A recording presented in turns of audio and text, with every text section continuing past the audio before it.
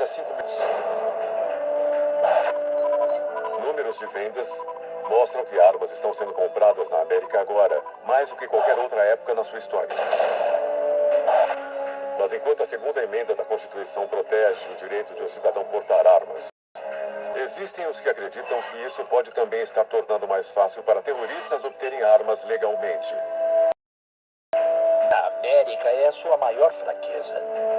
Estamos constantemente tentando equilibrar essa balança entre nossas liberdades e nossa segurança e proteção. Existe 285 milhões de armas neste país. Então, a posse de armas indica que alguém é terrorista? Espero que não. Armas legalmente obtidas e constitucionalmente poderiam encontrar até as mãos dos terroristas? Terroristas podem parecer os candidatos menos prováveis para o recrutamento radical.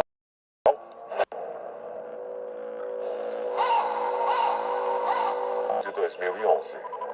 65 quilômetros ao sudoeste de Savannah, no condado de Long, Georgia. Em uma floresta perto da base do exército de Fort Stewart, 2 pescadores descobrem os corpos do ex-soldado Michael Rourke, de 19 anos, e de sua namorada de 17, Tiffany York. Evidências levam as autoridades a acreditar que eles foram violentamente assassinados. 5 dias depois, o Serviço de Investigação da Geórgia prende o soldado do exército Isaac Agigi, o sargento Anthony Peden, o soldado Christopher Salmon e o soldado de primeira classe Michael Burnett. Mais tarde, acusados pelo duplo homicídio. Seu motivo? Ter certeza de que Michael Rourke e sua namorada não poderiam expor as atividades de um grupo terrorista doméstico. No qual Rourke era um antigo membro. Uma milícia secreta chamada FEAR. O acrônimo FEAR quer dizer Forever Enduring Always Ready. FEAR é uma organização de milícia paramilitar que tem um sistema de crenças na conspiração anti-governo. Em seu interrogatório, o soldado de primeira classe Michael Burnett descreveu ainda mais a ideologia insidiosa e distorcida do grupo. Quais eram os objetivos do grupo FEAR? Devolver o poder para o povo. Então, vocês estavam falando de revolução? Sim, patriotismo. O objetivo expresso da FEAR como um todo era derrubar o governo dos Estados Unidos e assassinar o presidente. Mas assassinato político não era o único propósito desse grupo renegado de terroristas americanos. Eles tinham planejado tomar o ponto de controle de munição no Fort Stewart. Se você tem soldados, mas não tem munição, eles são inúteis. Eles tinham um conjunto bizarro de objetivos. Eles falavam sobre fazer coisas como envenenar os pomares de maçã do estado de Washington. Isso mataria civis, criaria o caos, iria interferir na economia de Washington de uma maneira tremenda. E eles planejavam também destruir a barragem hidrelétrica por meio de uma bomba. A inundação atingiria usinas nucleares próximas, resultando em uma catástrofe nuclear. FEAR era um grupo assustador, demonstrado pelo fato deles realmente terem assassinado um deles mesmos. Eles tinham adquirido uma quantidade de armas e outros apetrechos. Esse grupo, no fim das contas, gastou $87 mil em componentes de bombas e outros armamentos. Em setembro de 2011, antes do duplo homicídio, se informou que a Gig comprou 15 armas de assalto em uma loja de armas em Wenatchee, estado de Washington. Um parente de Agig levantou a suspeita sobre a compra a granel para as autoridades locais. Mas desde que leis não foram quebradas, nenhuma ação poderia ser tomada contra ele. Eu acho que temos liberdade de caçar terroristas, explorar inteligência. Mas eu acho que precisamos também respeitar os direitos constitucionais que temos, porque isso nos mantém em uma posição de legitimidade. Em julho de 2013, o líder do FEAR, soldado Isaac Agigi, Foi declarado culpado de homicídio e atividade criminosa de gangue. Ele foi sentenciado à prisão perpétua sem condicional. O soldado de primeira classe Michael Burnett foi declarado culpado por homicídio, enquanto os outros membros do grupo FEAR foram presos por acusações que variaram de roubo e tráfico de drogas à violação das leis de antiterrorismo e das gangues de rua da Geórgia. Não é porque você veste um uniforme neste país que você necessariamente está adotando o que esse país representa. E não significa que você não pode virar de lado e usar todo esse treinamento e educação contra nós. As Forças Armadas dos Estados Unidos estariam involuntariamente treinando uma nova geração altamente armada de terroristas americanos? Talvez. Mas há quem acredite que o perigo maior que enfrentamos não está nas mãos de um grupo terrorista, mas de indivíduos. Lobos solitários que não vão parar por nada para causar caos e destruição em massa.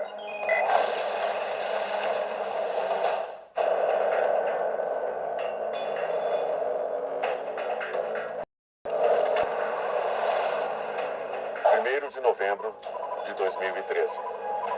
Los Angeles, Califórnia. Enquanto passageiros se dirigem aos balcões de check-in e alfândega,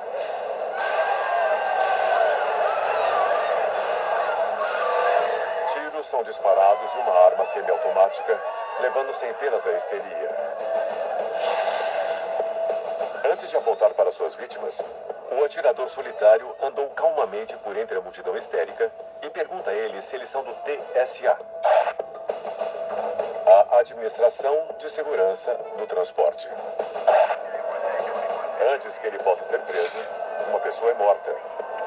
2 ficam feridas. E um dos maiores terminais de transporte do mundo fica de joelhos.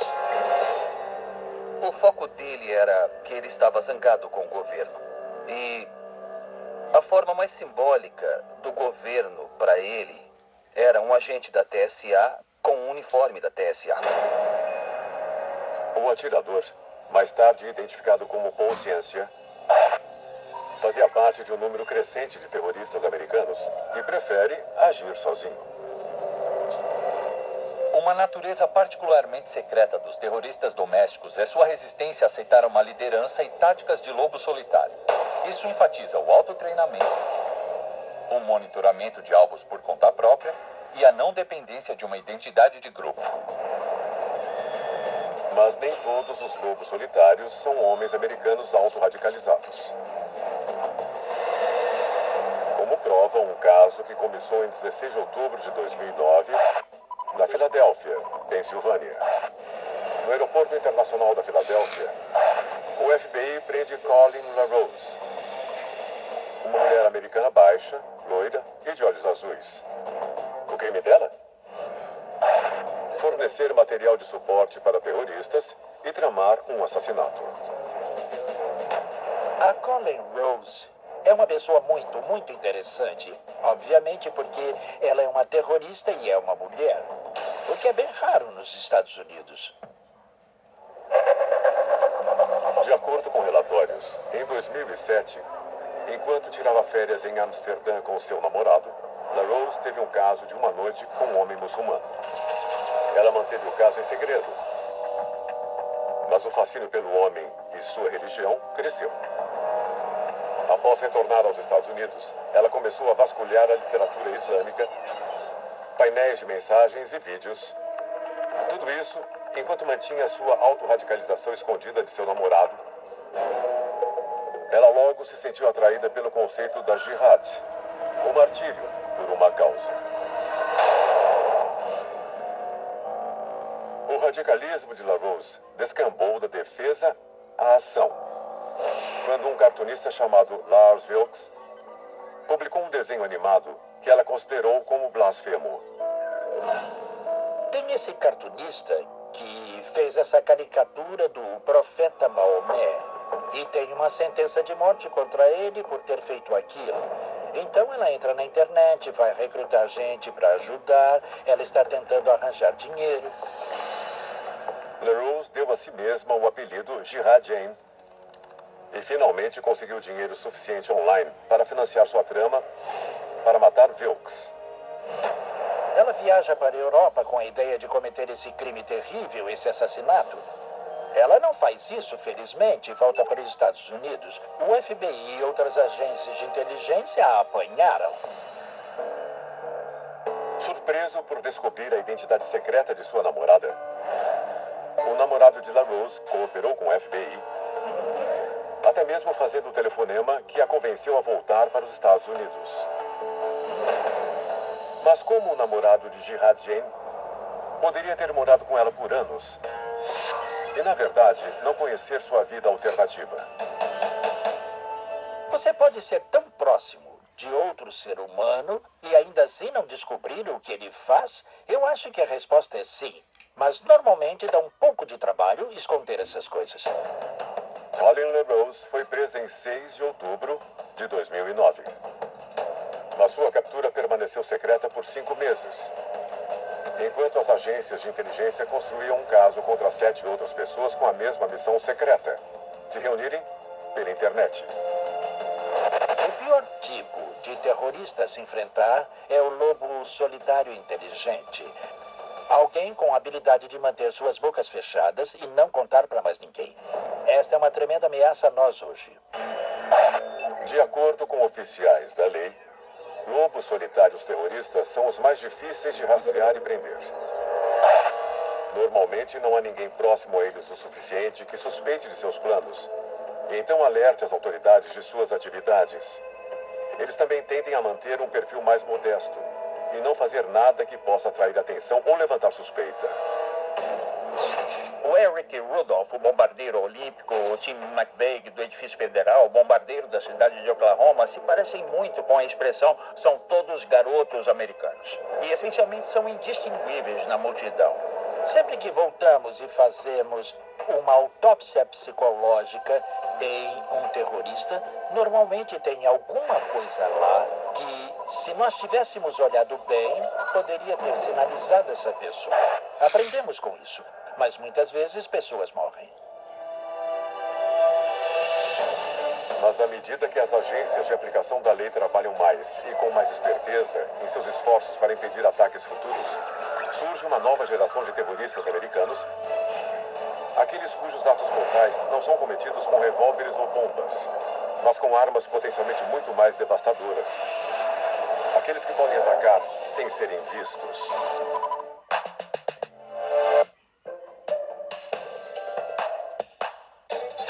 Presuntos, 570 aves de caça, 100 lebres e coelhos assados. Francisco queria assegurar que fosse a extravagância das extravagâncias.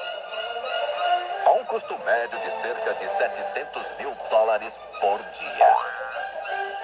É claro que Francisco não foi o único líder que misturou um pouco de política com uma grande festa.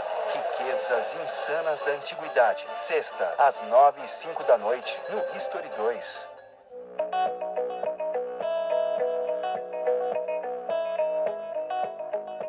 Ok, boa tarde.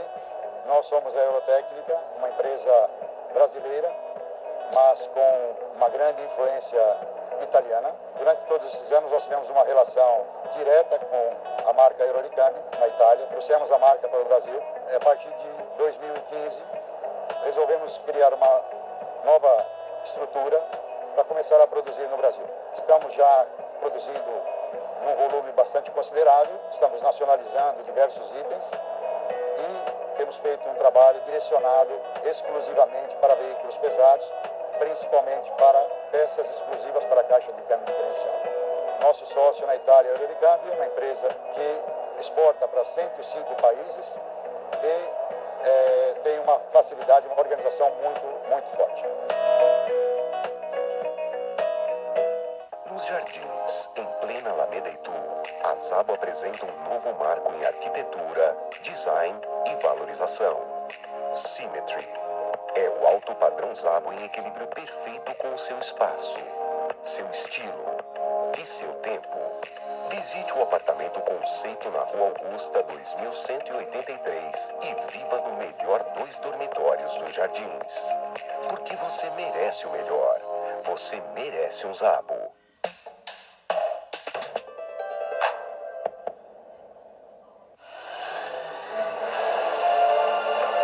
ideologia racial. Envolta em guerras, poder e ambição. Mas por trás de tudo isso, existem segredos que não sabemos. A SS era obcecada pelo sigilo. Diversos documentos foram intencionalmente destruídos naquela época. Expedições secretas dos nazistas. Sexta, 9 de junho, às 10h55 da noite, no History 2. Eu acho que uma montanha de 6.000 já é desafiador para qualquer pessoa. Agora, 6 montanhas é um super desafio. Foi uma conexão muito forte com a montanha. É muita pedra solta. A natureza se torna ainda mais desafiadora, né? Andes Extremo, quinta, às 10h10 da noite, no History Channel.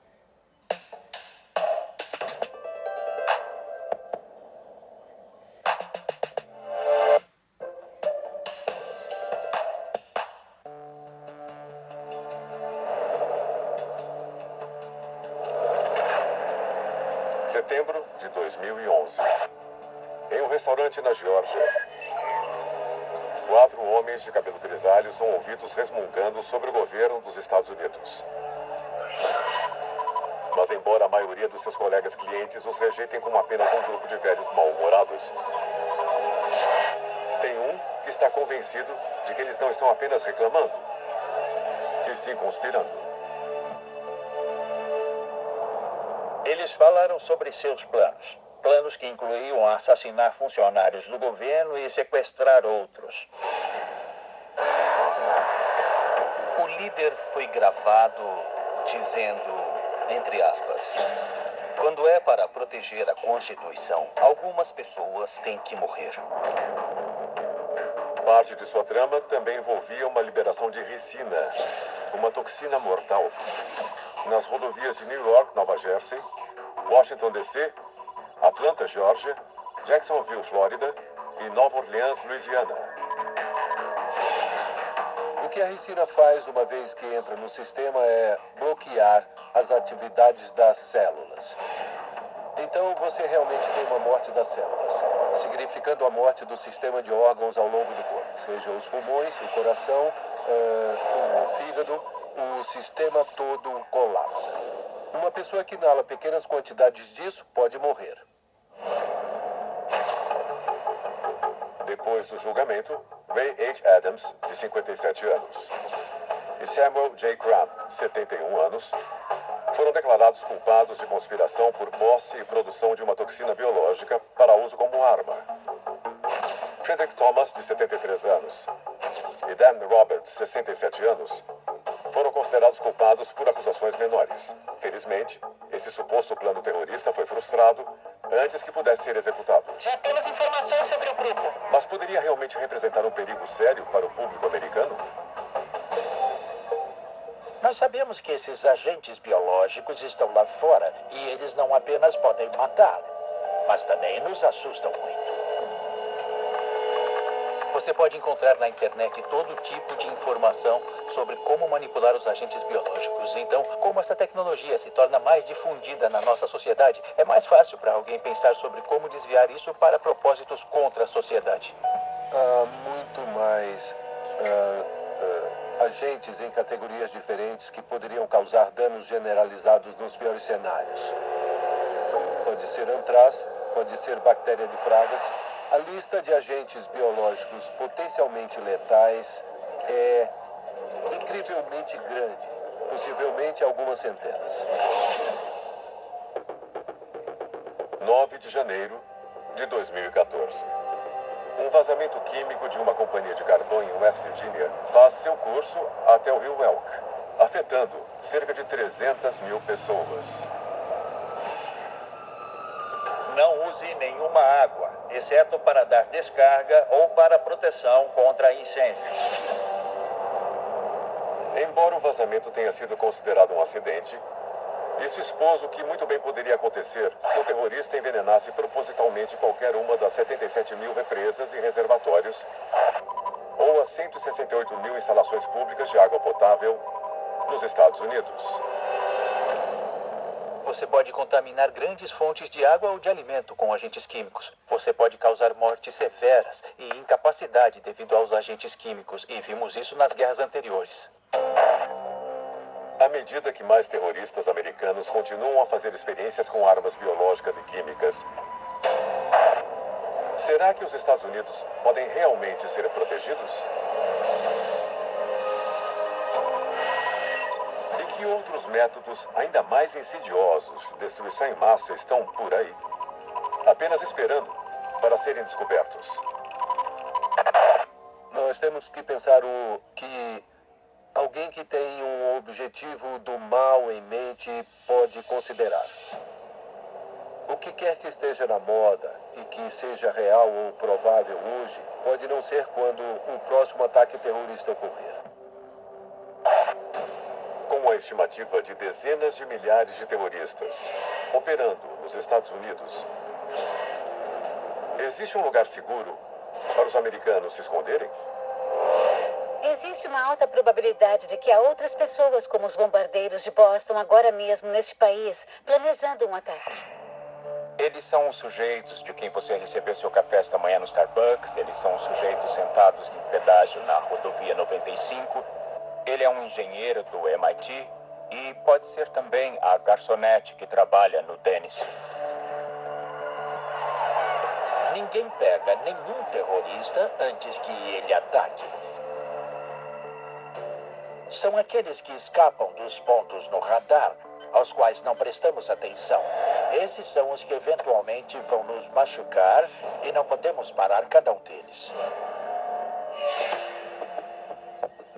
Pontos onde moram terroristas domésticos em potencial estão espalhados pelo mapa dos Estados Unidos.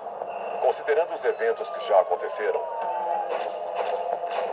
e os inevitáveis ataques que virão, existe alguma chance de vencer a chamada guerra ao terror? Ou os cidadãos vigilantes e as agências de aplicação da lei serão capazes de segurança que antes eram tidas como certas? Uma paz que foi destruída por aqueles que tramam nas sombras e que podem estar morando na casa ao lado? Em um mundo que enlouqueceu, talvez não deva ser surpreendente que a questão mais importante para alguns é por que o Vaticano está falando sobre alienígenas.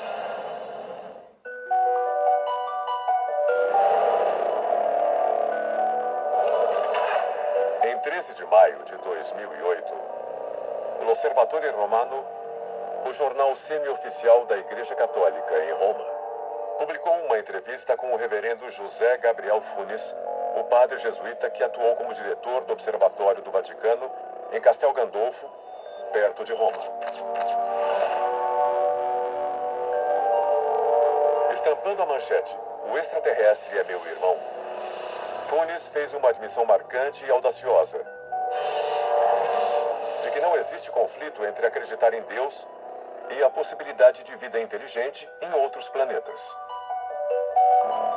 Com um rápido movimento, a Igreja Católica Romana contradisse séculos de seus próprios ensinamentos. Isso romperia com o molde da nossa compreensão atual da religião. E compreenderíamos que muitas coisas que pensávamos ser mitologia eram, na verdade, fatos. Por que a mudança na atitude? A Igreja Católica descobriu evidências de vida em outros planetas? Ou poderia ser a hora certa para a Igreja admitir algo que ela sempre soube ser verdade? O Vaticano tem alguns dos telescópios mais avançados do mundo. Eles têm alguns dos radiotelescópios e equipamentos de transmissão e comunicação mais avançados do mundo. E eu acho que eles sabem as mesmas coisas que o nosso complexo industrial militar sabe, que é tudo muito real e que eventualmente vai aparecer. Eu acho que o motivo pelo qual o Vaticano tomou a dianteira e endossou a ideia de procurar a vida extraterrestre é porque o Vaticano quer estar à frente da curva. O Observatório do Vaticano anunciou também a inclusão de planos para explorar os planetas exteriores e seus sistemas, com uma particular concentração nas luas de Saturno, a Titã e a Encéladus. Eles disseram, que se envolveriam com a pesquisa da vida extraterrestre. Então, de repente, o Vaticano está dizendo: sim, existem vidas em outros planetas e que vão procurar por isso também. As luas de Saturno poderiam realmente conter a chave das origens extraterrestres da vida em nosso planeta? E o Vaticano está realmente admitindo que as antigas religiões da Terra podem, de fato, ter origens extraterrestres antigas? Mesmo adeptos da teoria dos antigos astronautas permanecem céticos. A ideia de que a fonte das antigas religiões pode realmente ser a interação com extraterrestres não é uma ideia que uma religião organizada queira promover. O que está em jogo para a religião organizada? Poder e controle. Simples assim. Há muitos na comunidade dos antigos astronautas, contudo, que afirmam que muitas das crenças e ensinamentos que integram as religiões do mundo servem não para contradizer a possibilidade de vida alienígena, mas para confirmar isso.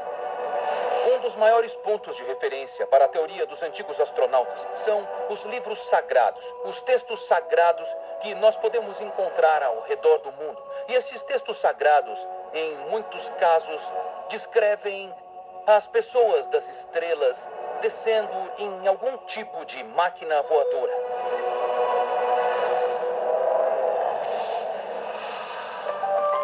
A corajosa admissão do Vaticano de que haja uma possibilidade de vida inteligente no universo pareceu validar o que cientistas e cosmologistas como Stephen Hawking tinham acreditado por séculos.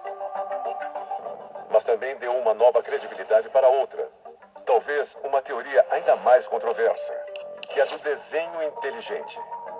A teoria do desenho inteligente tem sido divulgada agora por 2 décadas e diz que o desenvolvimento evolutivo não é estritamente uma questão de chance e que realmente organismos mais desenvolvidos são desenhados por um projetista inteligente. Não são simplesmente acidentes da contingência biológica. É claro, a noção de que o universo e todas as coisas vivas são mais provavelmente o produto de um ser ou entidade semelhante a um deus não era nova, e virtualmente todas as religiões em todo o mundo abraçaram esse conceito por séculos. Mas o desenho inteligente agora estava sendo defendido por poderosos conservadores, políticos e religiosos, pessoas como o ativista do Partido Republicano George Gilder, cujo Discovery Institute em Washington, D.C., está na vanguarda do que os detratores chamariam de conceito subversivo e pseudocientífico. Isso foi visto pela corrente principal como um ataque à teoria da evolução e, portanto, ameaçava a integridade do pensamento científico moderno. Esses discípulos de Charles Darwin avançaram a teoria da evolução e que hoje chamamos de síntese neodarwiniana, porque a genética explica a variação. É importante notar que esses são eventos casuais, que levam ao desenvolvimento de novas espécies. Adeptos do desenho inteligente querem dizer, não é só o acaso, é a intervenção de um projetista inteligente. Quem é esse projetista inteligente? Bom, São Tomás de Aquino diria, não podemos chamar o desenhista de Deus, mas os adeptos do desenho inteligente dizem, não temos opinião sobre quem é o desenhista. Os propositores do desenho inteligente realmente têm uma agenda secreta para minar a ciência convencional, promovendo a crença em um Criador todo-poderoso?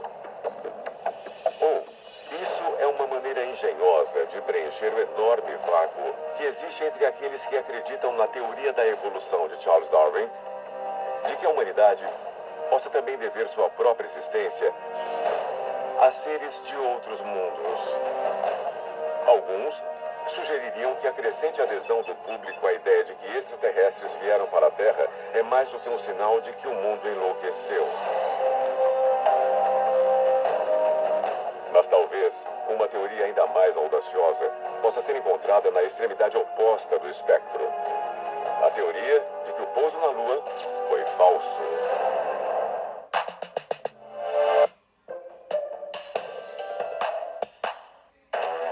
Chegar ao topo da cadeia alimentícia é só um começo. Descubra a incrível história por trás das suas comidas favoritas.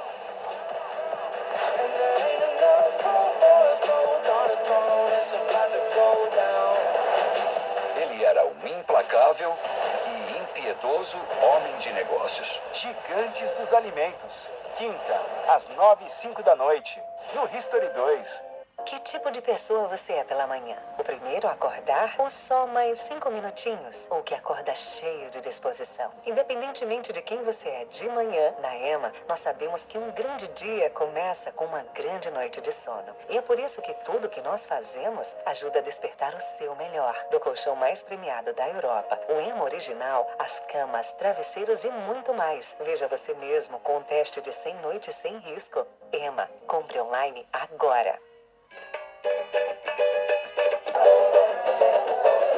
E aí, bora de bet?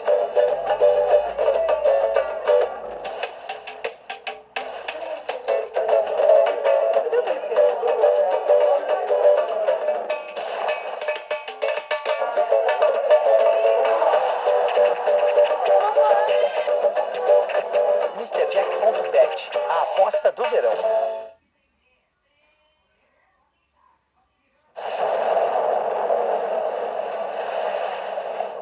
Eu vejo morte. O que quer dizer? As consequências da morte de Ragnar não acabaram. Você só viu o começo do fim. Por ora, prepare-se para o que está por vir. O que está por vir? Diga. Você acha que poderia mudar seu destino se soubesse?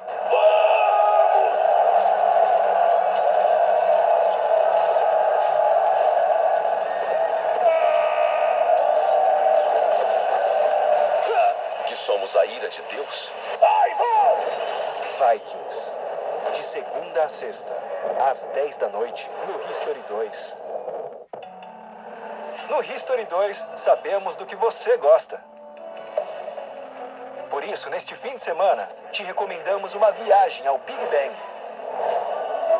Saiba como uma série de acontecimentos épicos se conectaram para tornar possível a nossa vida e o mundo em que vivemos.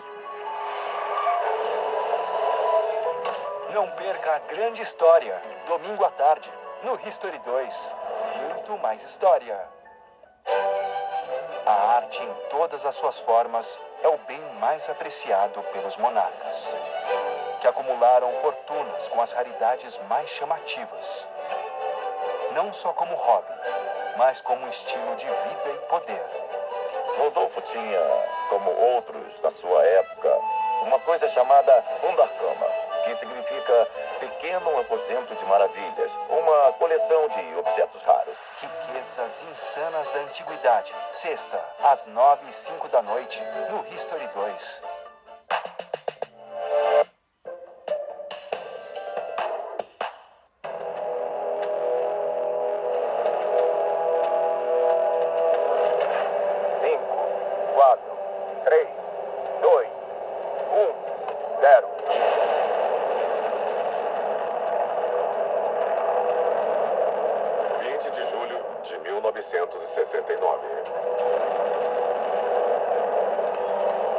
A maior conquista épica na corrida espacial da América contra a União Soviética.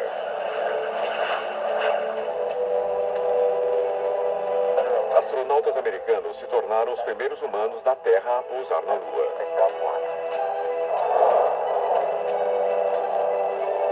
Paz e tranquilidade aqui. O comandante da Apollo 11, Neil Armstrong, se tornou o primeiro homem a andar na superfície lunar. Esse é um pequeno passo para o homem e um salto gigante para a humanidade. Centenas de milhões de pessoas por todo o mundo assistiram com espanto, enquanto este marco da engenharia humana era transmitido ao vivo pela televisão. Mas nem todos que testemunharam o evento estavam convencidos de sua autenticidade. De fato, alguns acreditam que o histórico pouso lunar e muitos que se seguiram foram todos uma farsa sofisticada, filmada na Área 51. Uma das teorias é que a razão pela qual as pessoas não podiam entrar na Área 51 é porque, se eles fossem lá, e filmassem as dunas de areia, as montanhas, etc., eles mostrariam um solo idêntico ao que foi mostrado nas fotos do pouso na Lua. Então as pessoas saberiam, alto lá, peraí, isso apenas foi filmado no mesmo lugar, isso não é o espaço sideral. Base, tranquilidade aqui. A águia pousou. As luzes são particularmente enigmáticas, porque ali mostra luz de fundo no módulo lunar e em algumas fotos. E o fato é que eles não levaram nenhuma luz para a Lua. Eram sombras sendo projetadas por causa das luzes do cinema, luzes clique, luzes da câmera sendo instaladas no deserto, na área 51, para simular o pouso lunar à noite. Aqueles que acreditam que os pousos na Lua foram falsos apontam para a bandeira americana e como ela foi supostamente fotografada na superfície lunar. Pressurização acionar. Prossiga central. O movimento da bandeira, dizem eles, mostra claramente presença de vento. Alguém na escuta? Impossível no vácuo. Enquanto eles estão fincando a bandeira, ela parece realmente balançar no lugar onde as pessoas dizem que está o vento. Agora, a Lua é um vácuo, o que significa que não tem oxigênio, não tem ar. Em outras palavras, não tem nada para agitar a bandeira. Agora pode ver as estrelas e listras na superfície da Lua. Então, por que o governo americano falsificaria o pouso na Lua? Número 1, pelo prestígio nacional. O presidente Kennedy tinha jurado que teríamos um homem na Lua no fim da década, e isso foi no início dos anos 60. E quando nós supostamente pousamos um homem na Lua? Em agosto de 69, apenas alguns meses antes do prazo dado. Eu acho que o motivo pelo qual a história evoluiu em torno da Área 51 é porque o grupo de astronautas fez alguns treinamentos aqui em Nevada, no deserto, porque era tão parecido com o ambiente lunar que os astronautas ficaram aqui por um tempo. Havia uma conexão ali. O governo americano pode ter falsificado o pouso na Lua na Área 51 a fim de enganar os soviéticos? Ou os segredos mantidos na Área 51 podem ser parte de um acobertamento mais sinistro da Guerra Fria? Em 2011, um livro intitulado Área 51, An Uncensored History of America's Top Secret Military Base, escrito pela jornalista Annie Jacobson, foi lançado. Nele, ela afirma que o líder soviético Joseph Stalin enviou uma nave em forma de disco controlada remotamente, cheia de crianças cirurgicamente modificadas para os Estados Unidos, caindo em Roswell em 1947. Uma fonte anônima que desde então foi identificada como um engenheiro da IDID e trabalhava no local de testes em Nevada, fez uma afirmação doida de que a coisa que tinha caído em Roswell não era uma nave alienígena, mas era de fato alguma coisa vindo da União Soviética. Era uma aeronave com recursos avançados para pairar, que voou até aqui e caiu intencionalmente para criar uma guerra dos mundos para apavorar os Estados Unidos. Joseph Stalin, o premier soviético, queria mesmo assustar o povo e o governo americanos. E então o plano era alterar biologicamente um número de crianças russas. E isso seria feito por um notório cientista nazista chamado Joseph Mengele. Ele faria isso para simular uma invasão alienígena. Estas crianças de visual estranho surgiriam do nada. E a crença seria, ai meu Deus, a América acabou de ser invadida por aliens. Isso possivelmente romperia a infraestrutura da Terra, o que poderia permitir que a Rússia lançasse um ataque sorrateiro ou até tirasse vantagem da situação. A maneira mais fácil de manter um segredo é ofuscá-lo. Você apenas cobre isso com camadas e camadas de histórias, contra-história, contra-afirmação, uma teoria depois da outra. E então todos ficam muito confusos e perguntando sobre todas as várias teorias. Isso é manter o segredo. Como saberemos se qualquer das histórias que apareceram sobre a Área 51 são verdade? Poderia haver uma mitologia intrincada, criada para encobrir a verdade. Mesmo assim, nem tudo o que aconteceu na Área 51 permaneceu sob sigilo. Talvez, olhando para o que sabemos, possamos obter mais informações sobre o que permanece em segredo. Eu Eu acredito que a verdade vai aparecer. Vai aparecer. Não se esconde isso para sempre. E, incidentalmente, como sociedade, estamos nos movendo muito rápido. Estamos em uma trajetória que vai nos levar, gostemos ou não, para aquela luz muito, muito ofuscante da verdade. As histórias de OVNIs e teorias da conspiração envolvendo a Área 51. Tem sido simplesmente uma cortina de fumaça para proteger projetos militares clandestinos reais. Ou a verdade sobre a Área 51 é realmente mais estranha do que a ficção? Então não haverá... Comparada à existência de perigosos líderes de seitas, assassinos a sangue frio e terroristas locais, seria a noção de que extraterrestres vieram aqui para interferir nos assuntos humanos mais um sinal de um mundo enlouquecido? Ou essa possibilidade incrível pode oferecer alguma esperança para o futuro que todos devemos abraçar?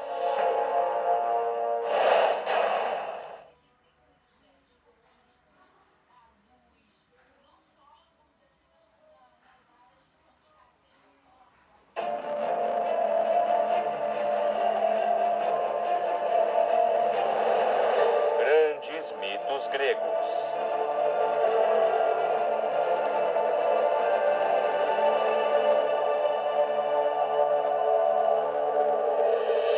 Antígona, a mulher que disse não.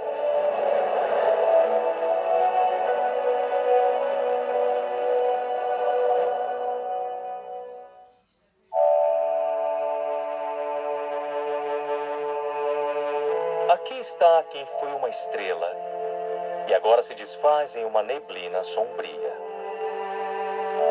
Aqui está o majestoso rei que governou Tebas, o mortal que decifrou os insondáveis enigmas da Esfinge. Édipo, o parricida,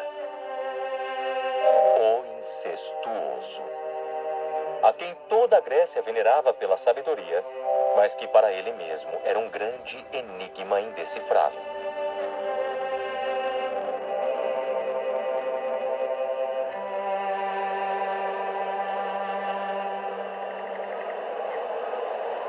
Banido, condenado ao exílio, ele vaga.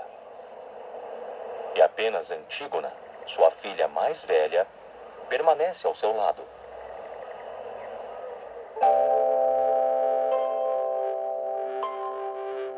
Antígona, séria e triste, mantém a cabeça erguida, impassível aos insultos que chegam até eles. Caminham juntos, o cego guiado pela Virgem. Ao vê-los de frente, parecia que um morto voltava do submundo. Um dia, a maior sacerdotisa de Delfos previu a Édipo o mais terrível e lamentável destino. Matará o seu pai e dormirá com a sua mãe. O rei de Tebas tentou driblar a profecia do oráculo durante toda a sua vida. Mas um dia, a verdade finalmente veio à tona. Sem saber, Édipo havia assassinado seu pai e depois se casado com a própria mãe.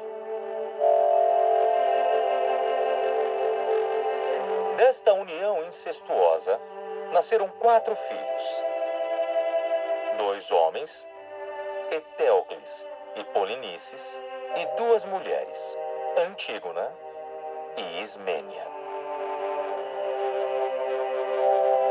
Sua mãe, a desgraçada Jocasta, que havia se tornado sua esposa, se enforcou ao saber da terrível verdade.